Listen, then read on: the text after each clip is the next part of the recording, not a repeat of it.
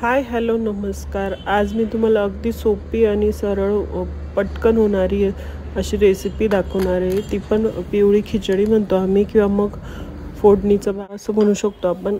कोणाला बरं वाटत नसेल त्यावेळेस पण आपण हा पदार्थ बनवू शकतो। अगदी झटपट होते, 15 मिनिटात तयार होते। जास्त तयारी करायची गरज नसते, फक्त हिरवी मिरची, लसूण आणि कढीपत्ता एवढंच आपल्याला घेतलं तरी पण चालतं। मी इथे टोमॅटो आणि कांदा एक्स्ट्रा घेतलेला आहे कापून। कुकरमध्ये तेल घालायचं, तूप घातलं तर एकदमच छान असतं, पण मी इथून तडका देणार आहे। कोणी आजारी वगैरे असलं तर आपण त्यांना बनवून देऊ शकतो अशी खिचडी। मी तेलमध्ये छान मोहरी जिरं तडतडल्यानंतर लसूण, हिरवी मिरची, कढीपत्त्याची फोडणी दिली आहे।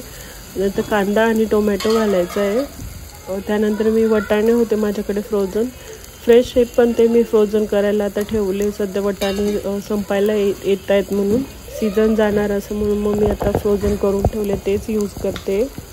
हळद घातली आहे, फोडणीमध्येच घालायची हळद, आणि मीठ पण आपल्याला त्यातच टाकायचं आहे। मीठ त्यात टाकलं ना तर मसाल्यांमध्ये पण मीठ जातं आणि टेस्ट अजून छान येते। कढीपत्ता मी फोडणीमध्येच घालते आणि हिरवी मिरची, कोथिंबीर सगळं ॲड केल्यानंतर ते मिक्स करून घ्यायचं आहे।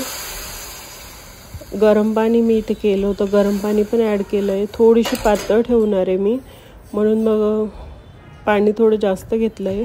आणि इथे आपल्याकडे जे तांदूळ असले ते घ्यायचे। मी इथे वाडा कोलम घेतलेले आहेत आणि मसूरची डाळ त्यात टाकली आहे। मसूरची डाळ अगदी हलकी फुलकी असते आणि चवीला पण छान लागते। आपण यात कोणती पण डाळ टाकू शकतो, मुगाची किंवा मग तुरीची डाळ असते ती, पण मी इथे मसूरची डाळ घेतली आहे। मिक्स घेतली तरी पण चालते, आणि मी 2 किंवा 3 शिट्ट्या काढून घेणार आहे। इथे बघा थोडीशी पातळच आहे माझी खिचडी, आणि मी आता इथे तडका तयार करणार आहे। तडक्यासाठी मी तूप घेतलं आहे तडका पॅनमध्ये, आणि थोडंसं लसूण, एकच पाकळी होती जरा मोठीवाली, त्यात मी कोथिंबीर घातली आहे आणि जिरं घातले। छान तडका जसं म्हणतो ना आपण तसं छान झाल्यानंतर थोडीशी अर्धे चम्मच लाल तिखट घातले। लाल तिखट जर आपण कोणाला विशेष म्हणजे आजारी वगैरे लोकांना बनवत असले, लाल तिखट नाही घातलं, फक्त साधा तडका दिला ना तरी चालतो, आणि तडका न देता पण अगदी छान लागते ही। इथे माझं स्वयंपाक तयार झाला आहे। मी लंच डिनर कोणत्याही गोष्टीला हे बनवू शकते। मी लंचसाठी पण बनवले ना तरी पण आमच्या इथे आवडीने खाऊन घेतं, पण मी हे डिनर बनवलं होतं।